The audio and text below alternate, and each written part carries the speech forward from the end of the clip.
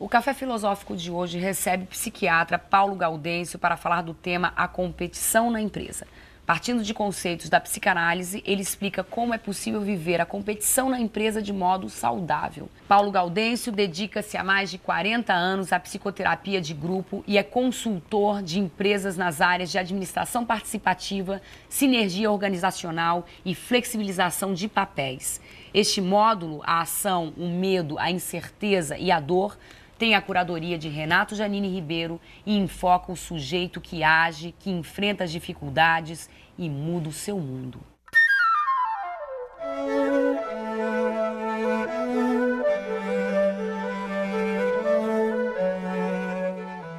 Nós vamos bater um papo sobre competição na empresa. E eu vou dar uma volta. Que a competição se dá entre as pessoas na empresa. Certo? A gente fala de empresa como uma entidade, é muito engraçado. Viu? Eu trabalhei bastante aqui na CPFL, eu gostei muito da CPFL. Eu sempre quis tomar um chopp com a CPFL, um dia eu descobri que a CPFL não bebe. Aliás, nem existe, não existe. É uma entidade mítica, composta de pessoas que tomam chopp, certo? Então, é possível tomar chopp com as pessoas que compõem a CPFL. Uma outra coisa, mudança, por exemplo.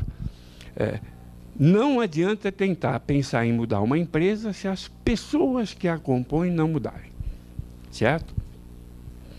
O lugar onde eu trabalho, eu exerço um mecanismo de ajustamento emocional chamado papel profissional. Que, se funcionar bem, vai me garantir produtividade, satisfação e saúde.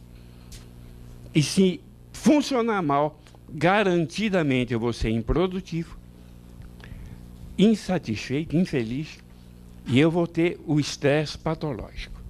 Então a gente tem que ver como é que é papel profissional e o que a gente pode fazer para que ele possa ser vivido de forma adequada.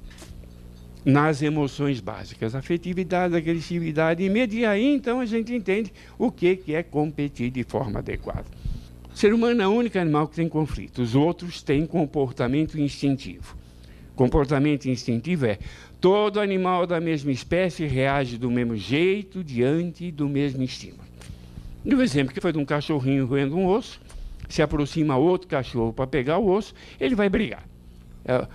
Pode ser um cachorrinho pequenininho, quem foi pegar o osso é um cachorrão enorme, não tem dúvida, ele vai brigar pelo osso. Certo? Briga, perde, sai ganhando, mas ele se enche de um impulso por causa interna ou externa e descarrega esse impulso num comportamento chamado comportamento instintivo. Como é que acontece com o ser humano? E o exemplo que eu dei, vamos supor que eu estou roendo meu osso profissional, estou trabalhando, ou estou roendo meu osso afetivo. Né? Sou casado, tenho uma esposa, a gente se dá muito bem, ela é muito bonita, então eu estou roendo meu osso afetivo com muita satisfação. De repente aparece um cachorro qualquer que resolve roer o mesmo osso. O que é uma possibilidade, certo? Resultado, eu vou me encher de uma carga de energia chamada emoção, eu vou ficar com ciúme, com raiva. Não sei se alguém nessa sala já sentiu ciúme. A vontade que deve fazer como o cachorro partir para a porrada, certo? Só que eu sou um animal que raciocina, então... Coragem, eu tenho escrito na minha cabeça uma série de normas de descarga de impulso chamada consciência moral. Quer dizer, que me diz se eu vou descarregar impulso, como eu vou descarregar, quando eu vou descarregar. Eu entro em conflito, certo? Entre o que o meu impulso pede e o que minha consciência manda. Aliás, é bobagem dizer que o ser humano entra em conflito. Ele vive em conflito. Né? De manhã toca o despertador, deitamos meio tarde ontem, o cachorro diz quero ficar na cama, a cabeça diz não vai dar tempo, pronto. E esse conflito vai continuar o tempo todo, certo? Se eu não resolvo o conflito, eu tenho um dos 3 grandes sintomas da psicologia. Eu tenho angústia. Quando é que acontece a angústia? Quando o que o impulso pede e o que a consciência manda tem igual valor e eu não consigo escolher.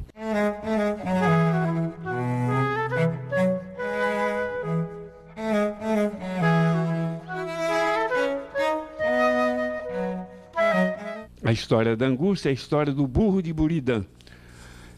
Atravessa o deserto, chega no oásis, muito cansado, morto de fome e de sede, e para na metade da distância da comida e da bebida. E aí o burro não consegue decidir, ele não consegue comer porque tem sede, não consegue beber porque tem fome, e é daí que vem a expressão de pensar morrer o burro, certo? Quando nós viramos o burro de Buridã, temos um sintoma chamado angústia.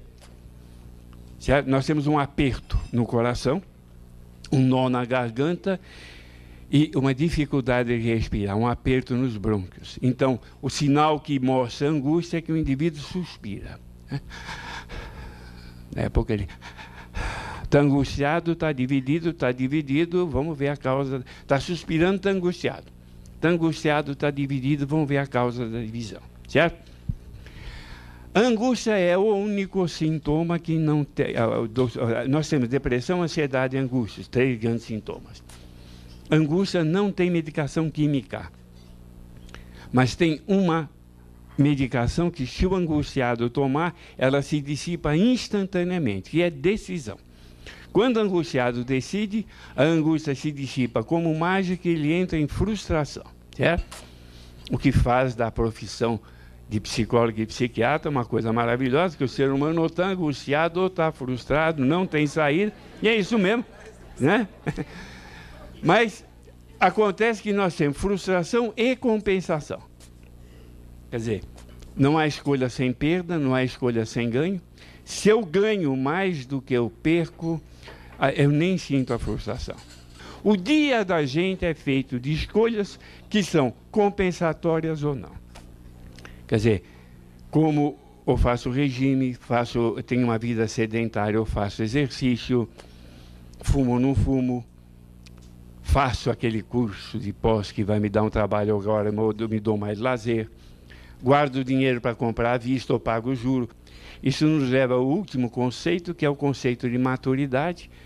Maturidade é a capacidade que eu desenvolvo de me impor frustração a curto prazo para ter compensação a médio e longo prazo. O imaturo é uma pessoa que eu dou a semente para ele plantar, ele come, ele sempre se dá o prazer na hora, ele nunca vai ter o que colher. Rapidinho, em 10 minutos eu consegui fazer um resumo, não do conflito do ser humano, mas do conflito consciente do ser humano. O ser humano tem uma parte consciente e uma parte inconsciente. E é aí que a gente vai começar a conversar um pouco. Primeira coisa, esclarecer, inconsciente é um conceito muito novo. Todas as ciências têm seus conceitos básicos, conhecidos há centenas de anos, física, química, ou milhares, filosofia, matemática. O conceito básico da psiquiatria é a existência do inconsciente, que não completou 100 anos. Faz menos de 100 anos que Freud escreveu num livro chamado Caso Dora, a expressão estão resolvendo problemas inconscientes. Então faz menos de 100 anos, só que é um conceito muito novo e muito conhecido. Todo mundo sabe que inconsciente existe. Todo mundo sabe, certo? O que pouca gente sabe é como o inconsciente age. O que acontece a nível inconsciente. É uma outra proposta freudiana, mais recente, onde ele diz que a nível inconsciente, portanto, desconhecido, eu tenho o segundo conflito entre o mesmo impulso e a parte inconsciente da consciência moral. A que ele deu o nome de superego.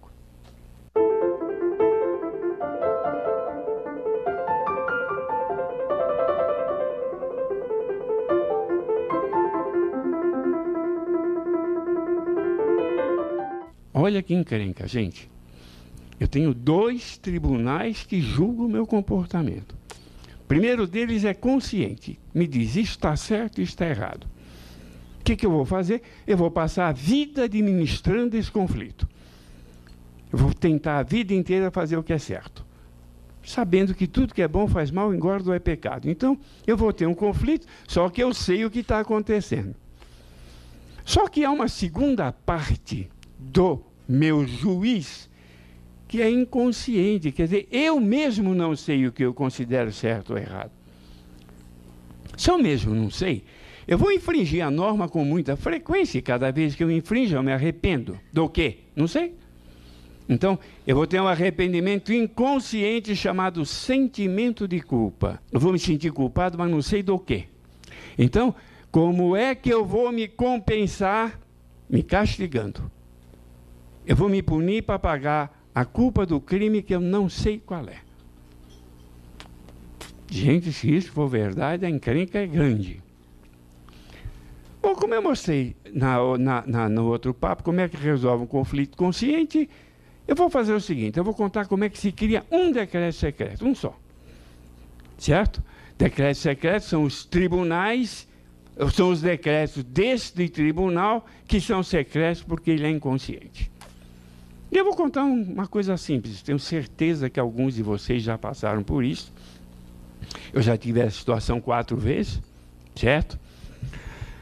4 vezes eu tive que explicar para um filho o nascimento do irmãozinho. Certo? Como é que é isso? O casamento está indo bem, também que a gente resolve aumentar a família, a esposa engravida, o que a gente faz? Antigamente, nada. Criança não vê, não percebe, não entende. Hoje em dia a gente sabe que não é bem assim, não. Então a gente faz uma preparação. E eu fiz com meu filho mais velho uma preparação que eu achei que foi muito bem feita. Chamei o menino só. Papai e mamãe encomendaram o irmãozinho. Vocês vão ser amiguinhos, vocês vão jogar bola junto, vai ser uma felicidade e tal. Sabe onde está morando o irmãozinho? Dentro da barriga da mamãe, bem atrás do coração. E ele desenvolveu um hábito que eu achava a coisa mais linda do mundo. De noite ele vinha, me dava um beijo, boa noite papai, boa noite mamãe. Aí ele beijava a barriga da mãe e dizia, boa noite irmãozinho. Acompanhou a gestação inteira, foi uma beleza. Um dia ele acorda de manhã, cadê a mamãe? Está na maternidade, o irmãozinho nasceu.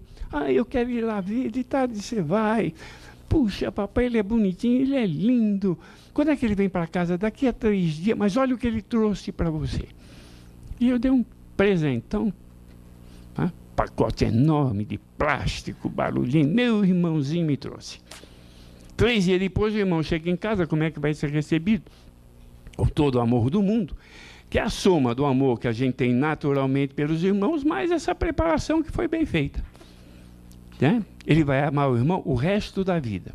Esporte preferido dele, furar olhinho de irmãozinho, tá certo? Que ele quer furar o olhinho do irmãozinho, que ele quer ver aquele pentelho cego ou morto. Ele odeia o irmãozinho. Por que ele odeia? Por ter mau gosto, né? Ele tinha pai e mãe exclusivos. Ele tem um pai que brinca segundos com ele. E vai ver se o outro mamou. Quer dizer, o moleque vê o amor indo embora e o outro mama, chupa o peito da mãe. Ele também quer, não pode, é do irmãozinho. Gente, é um terror o que aconteceu. Ele está absolutamente dividido entre 2 emoções normais. Ele ama o irmão. Se você tentar fazer alguma coisa com o irmãozinho, vai ver, ele odeia de morte. O que eu tinha que fazer? Trabalhar aqui. Amar e odiar está de bom tamanho. Não pode furar o olhinho do irmãozinho, porque tem norma que ele vai ter que seguir. Certo? Onde que eu trabalho? Aqui. E aqui é que está o problema. Vamos explicar isso devagarinho, né? Eu acho que eu estou repetindo, mas mesmo assim eu acho que vale a pena, porque é um conceito complicado da gente entender. Eu tenho uma emoção reprimida em mim. O que é uma emoção reprimida? Eu tenho raiva de uma pessoa e tenho uma vontade de dar uma porrada nela e não dou. Eu estou controlando a minha agressividade. Eu tenho raiva de uma pessoa e nem sei que tenho raiva, não sinto. A raiva está reprimida no inconsciente. Quando eu era criancinha, me ensinaram que por irmão a gente só sente amor. Eu peguei a minha agressividade e reprimi. Caso, tenho um filho, adoro meu filho mais velho, nossa, que beleza. Tenho um segundo filho, de repente o meu filho começa a fazer com o irmão dele o que eu tenho vontade de fazer com o meu, mas não sei. ele começa a ser o espelho da minha repressão. Eu vou rejeitá-lo. Eu o rejeito porque ele faz o que eu desejo fazer, mas não conto nem para mim mesmo. Porque meu pai não resolveu um problema que ele tem na cabeça dele com o irmão dele, ele escreve um decreto secreto na minha, dizendo que uma emoção normal não pode ser sentida. Como é normal, eu vou sentir culpado de ser normal. Aí eu vou me castigar para pagar a culpa de ser normal. Que é a minha definição de neurose. Neurose é a não aceitação da própria normalidade, porque nos ensinaram que emoções normais não podem ser sentidas. Não é complicado não, né? O complicado é que, se fosse só decreto secreto para amor de irmão, a vida seria vivível, fácil. Há decretos secretos para todas as emoções. Esse é o tal do superego. Quer dizer, eu pauto o meu comportamento me sentindo culpado e me castigando, porque tem coisas normais que eu condeno em mim mesmo. Para Paulo Gaudêncio, não existe competição ou mudança na empresa, e sim competição e mudança entre as pessoas que compõem a empresa. Por isso, é preciso conhecer os conflitos humanos. No segundo bloco deste Café Filosófico, Paulo Gaudêncio explora as possibilidades de ajustamento dos conflitos humanos no papel profissional.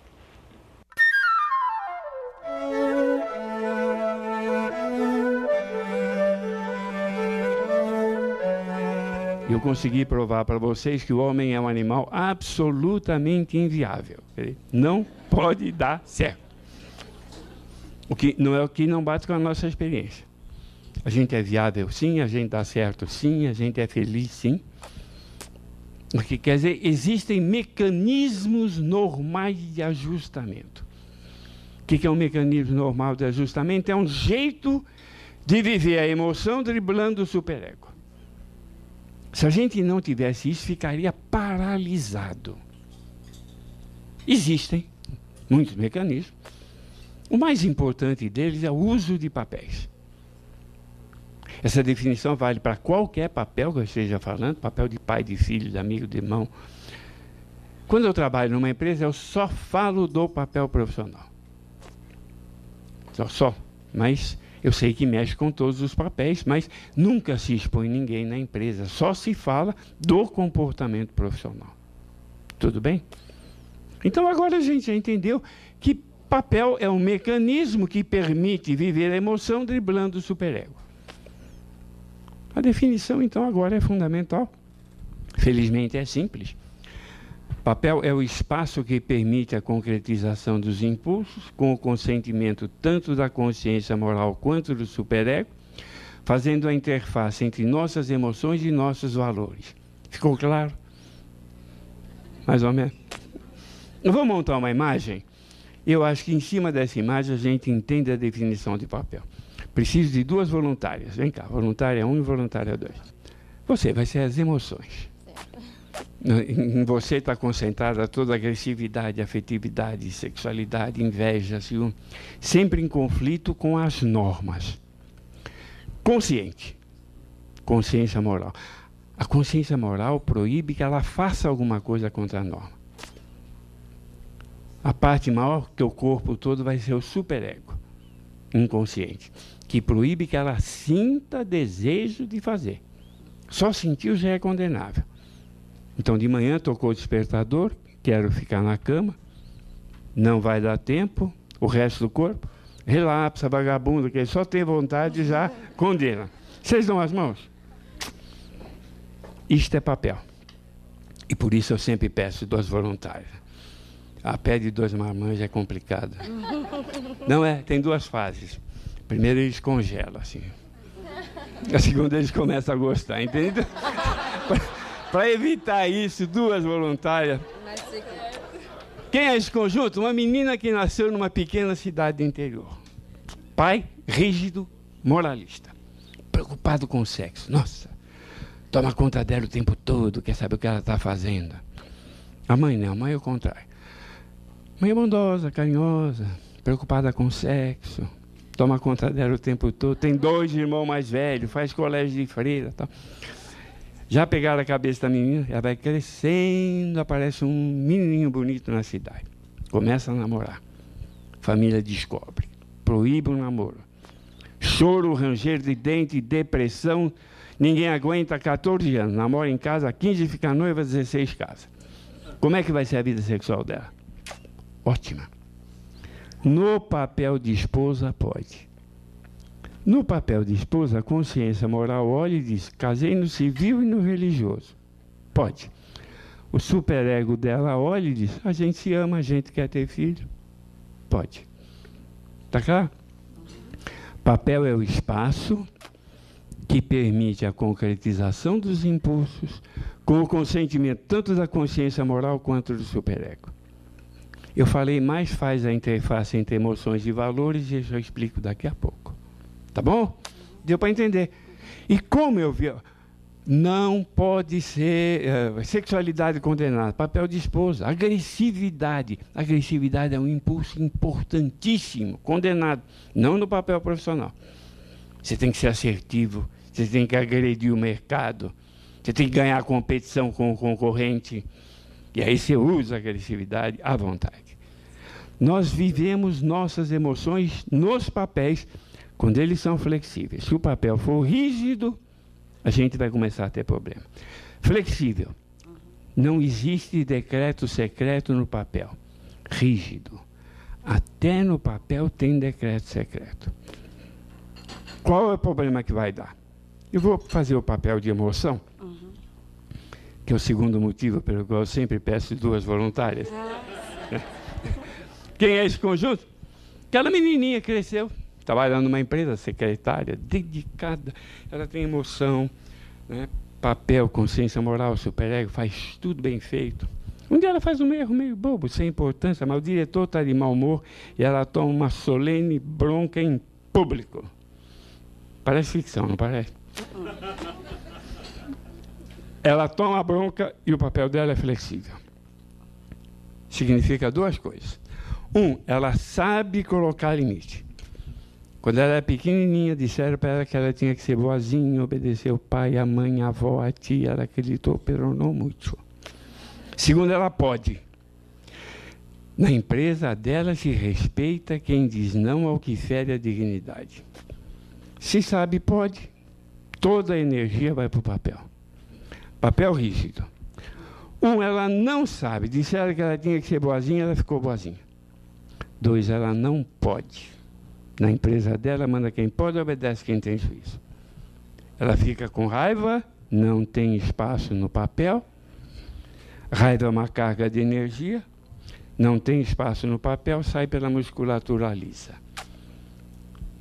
Dilata uma artéria. Ela engole o sapo e tem uma dor de cabeça na hora. Chama somatização. Por quê? Porque altera a função. Ou daí ela tem uma úlcera. Chama doença psicossomática, porque altera a estrutura. Ou ela engole o sapo nesse papel e vomita no outro, o casamento dela vai para o vinagre. O nome disso é estresse.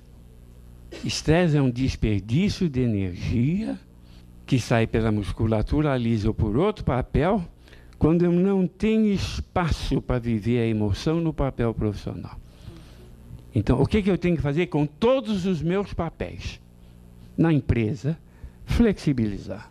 Quanto mais flexível o papel, se o papel for flexível, olha a produtividade como aumenta. Olha a satisfação no exercício. E diminui a patologia. Se a energia vai para o papel, não vai para a musculatura lisa. Ficou claro isso? Qual é o trabalho? O que é um trabalho terapêutico? É um trabalho de flexibilização do papel. Na clínica, na empresa. Fica claro? Pode descansar as mãos, mas vocês vão ficar aqui mais um pouquinho. Porque você não gosta de aparecer muito? Não vai aparecer só na televisão, vai ser horas. Todo mundo vai parar na rua, eu te vi na televisão. Isso por um tímido é bom, né? Então, eu disse que você censura emoções. Todas. Não, você censura as emoções que não correspondem aos valores.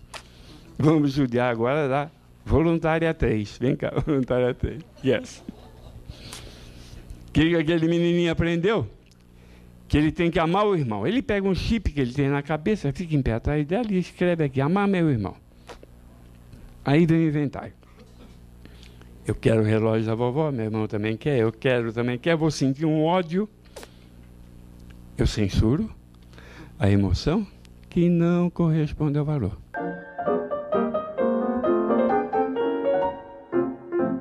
Aqui eu escrevo todos os meus valores. Não matar, não roubar, amar pai e mãe, pá, pá, pá. E todas as vezes que eu tiver uma emoção que não corresponde àquele valor, eu vou censurar. O Freud chamou de id, ego e superego. Não é complicado ir de ego e superego, certo? Eu censuro emoção que não corresponde ao valor. Isto precisa ter um tamanho adequado.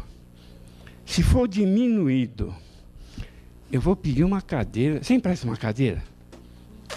Obrigado. Você vai sentar. E nós temos valores diminuídos. Valor diminuído, pouca censura. Chama delinquência. O problema é quem se cobra ser muito bacana. Porque se eu preciso ser tão bacana, tem pouca emoção que corresponda a tanta bacanitude, certo? A censura vai ser enorme e o papel vai ser rígido. E se eu quiser ajudar essa pessoa, você chega um pouco mais para frente, eu dou a mão para ela, ela desce da cadeira. Não precisa ser tão bacana, a censura diminui e flexibiliza o papel. O que eu fiz? Um trabalho com os valores, certo? Ela tinha decreto secreto. No papel nós trabalhamos, acaba o decreto secreto, aumenta a produtividade, a satisfação, acaba a patologia. Então, todo o trabalho que deve ser feito é um trabalho com valores. Na educação, colocar os valores no devido lugar em pé. Na terapia, dar aos valores um tamanho adequado. Um pouco maior que a censura, mas não muito. Tá bom? O que é trabalhar com valores? A gente precisa aprender a forma adequada de viver emoções no papel profissional. Esse é o grande trabalho que a gente faz, certo? Na clínica, a gente precisa aprender a forma adequada de viver emoções em todos os papéis. Na empresa, você trabalha só... Eu tenho um episódio que aconteceu uma vez, que para mim foi muito marcante. Foi uma empresa que a gente fez um trabalho bonito, teve princípio, meio e fim. Feedback final. E no feedback final, poxa, que beleza, que bom. Esse trabalho foi maravilhoso, eu mudei muito, e um gerente, pena que não foi no ano passado. Só por quê? Então, se fosse no ano passado, eu não estava divorciado. Ninguém discutiu o divórcio dele. Mas o que ele disse? Vocês trabalharam meus valores usando o papel profissional para isso. Muda valor em todos os papéis. Eu era uma anta de um sargentão na empresa, eu era uma anta do maridão. Né?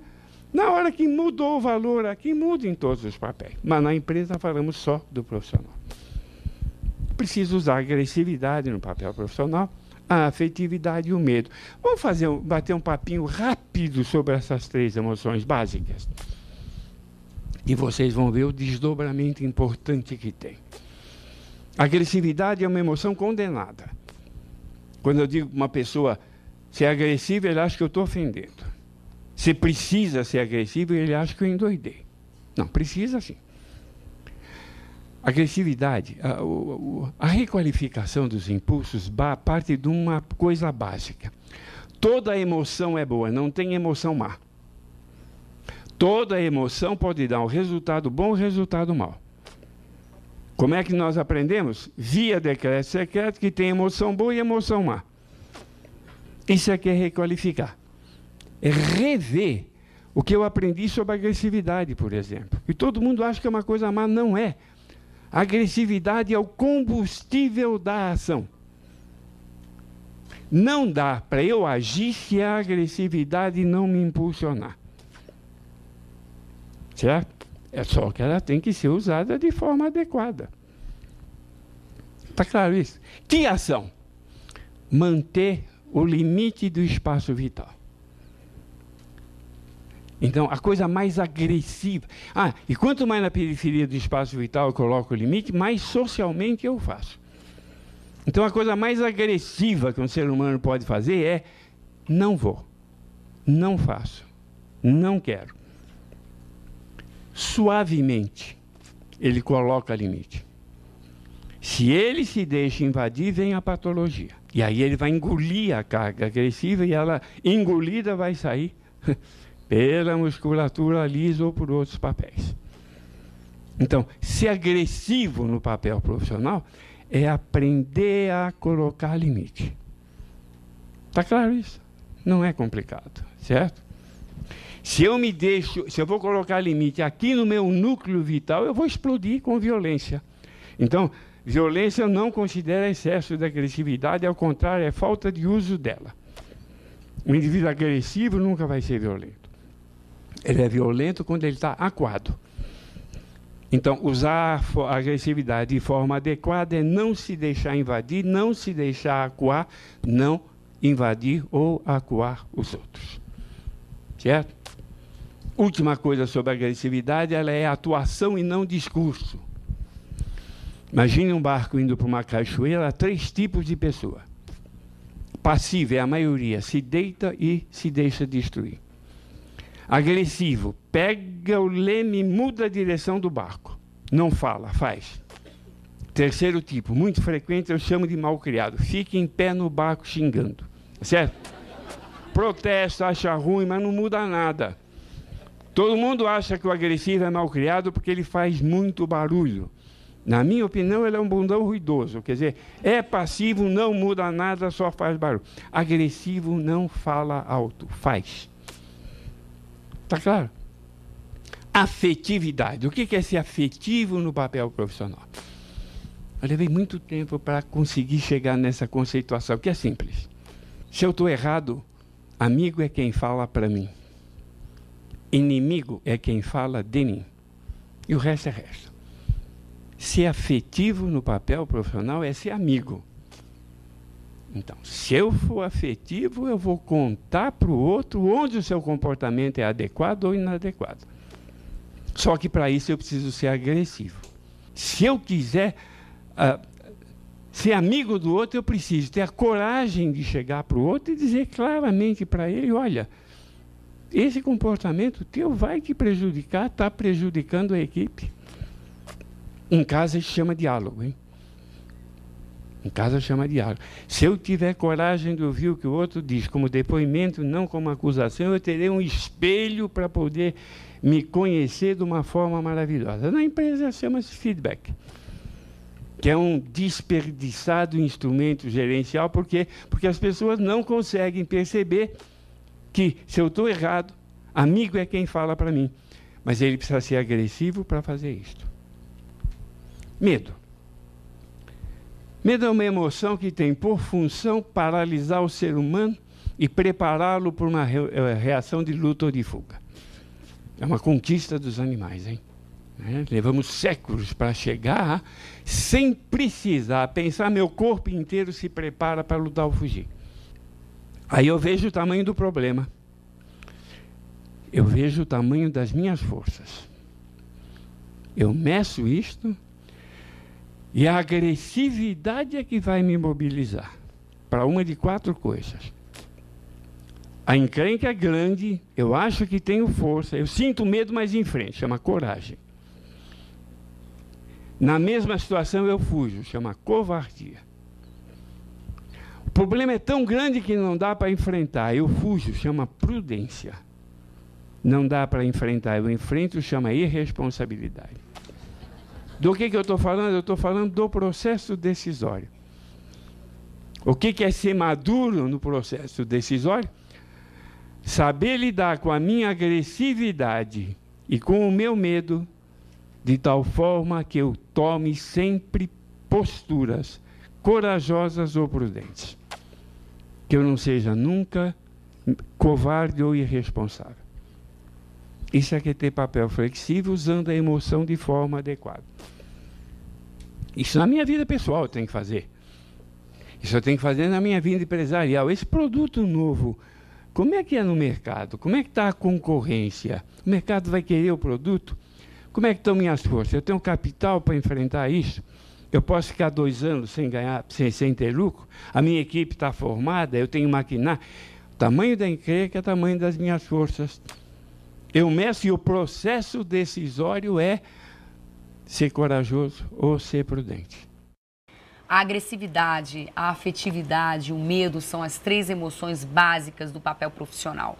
Para que se tenha satisfação e produtividade na empresa, é preciso saber lidar adequadamente com essas emoções.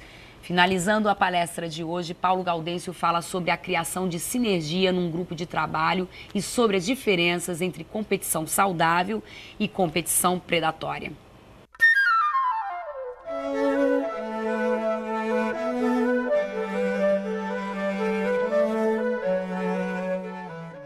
E como é que é competição na empresa? Inevitável. O que a gente não pode ter é competição predatória. Tem que entrar na bola, não na canela. É para entrar na... E tem que entrar.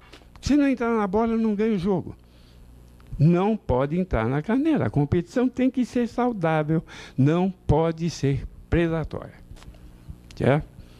Porque se eu tiver uma competição predatória, eu nunca vou ter uma sinergia na equipe. O que é sinergia? Sinergia vem de 2 palavras gregas. Sim, junto, ergos, força.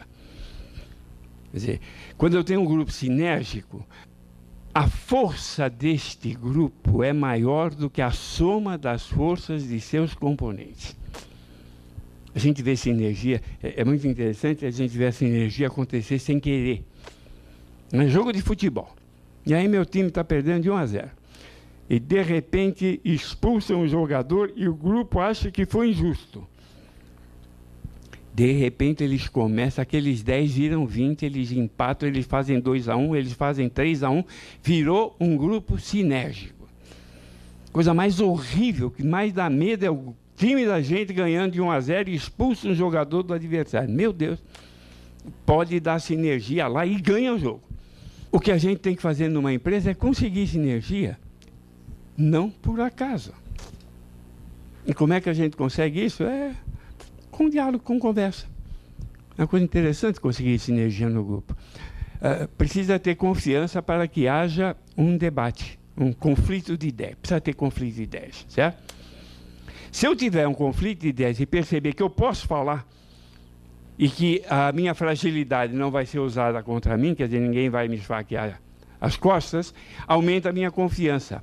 Aumenta a confiança, aumenta o conflito, aumentando o conflito, aumenta a confiança, né? A gente discute e chega numa conclusão. Chegou numa conclusão, opa, contratamos. Todo mundo se compromete. Comprometeu, eu, em geral, faço 1 minuto de silêncio pela morte da democracia. Quer dizer, acabou a democracia. Estamos todos contratados e comprometidos. Eu tenho um grupo sinérgico, já não tem... No que eu tenho competição predatória, eu nunca vou ter sinergia. Por quê? Porque não pode ter confiança. Eu não confio no outro, eu não vou discutir. Eu não vou discutir, eu não tenho confiança. Quer dizer, eu posso ter um círculo virtuoso ou um círculo vicioso. Ele se torna virtuoso e, no fim, sinérgico quando a competição é saudável. Eu gosto de ganhar assim.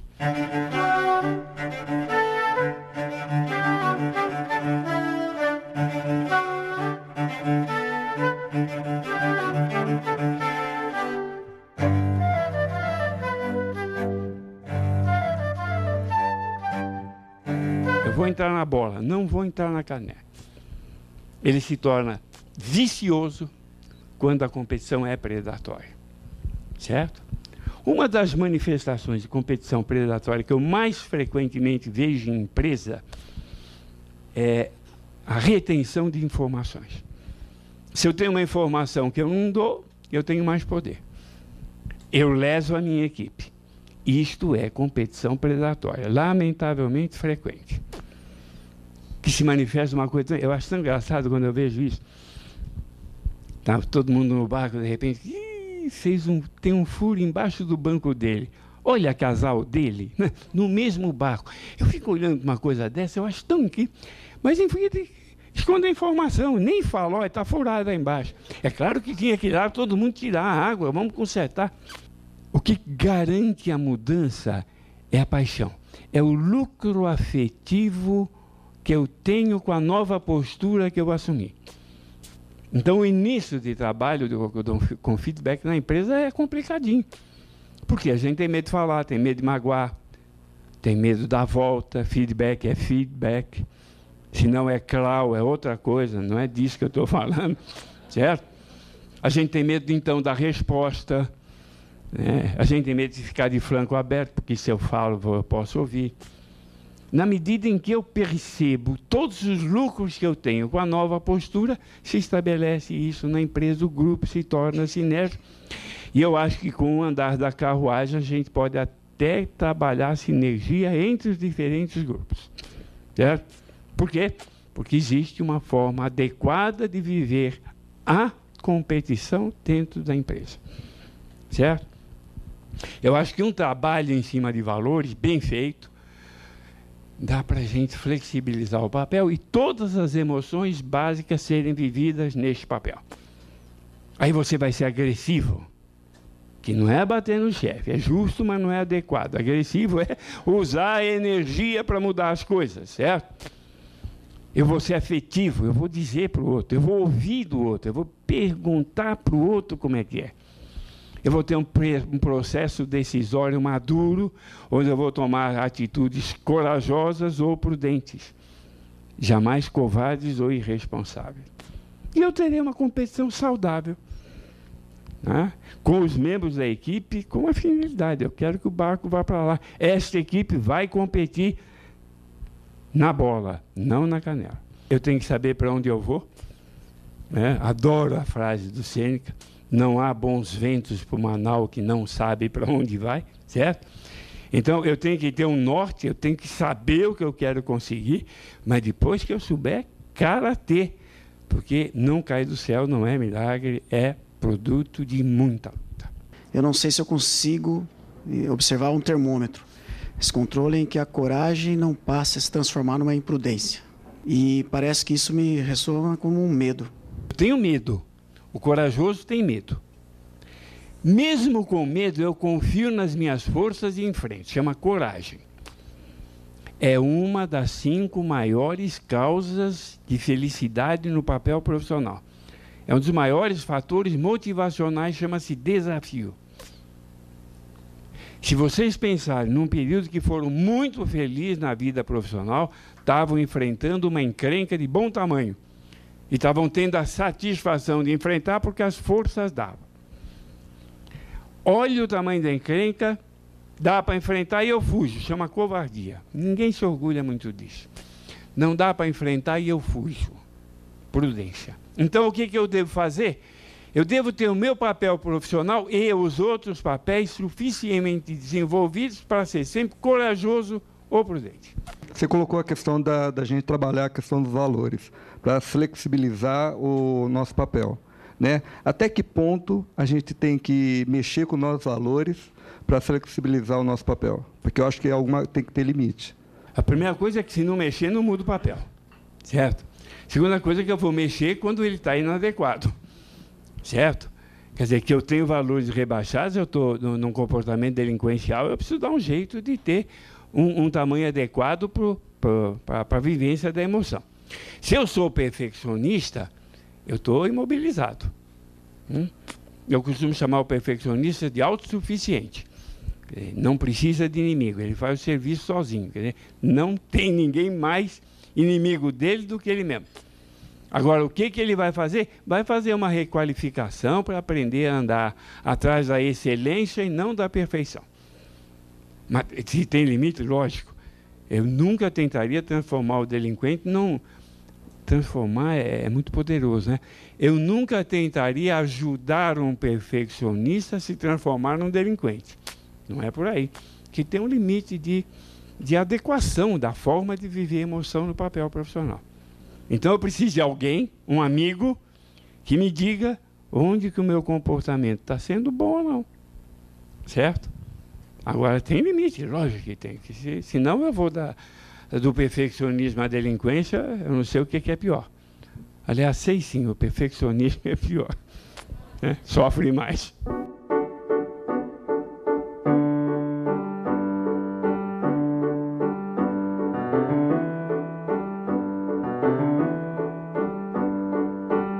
Chegamos ao fim de mais um Café Filosófico do módulo Ação, o Medo, a Incerteza e a Dor.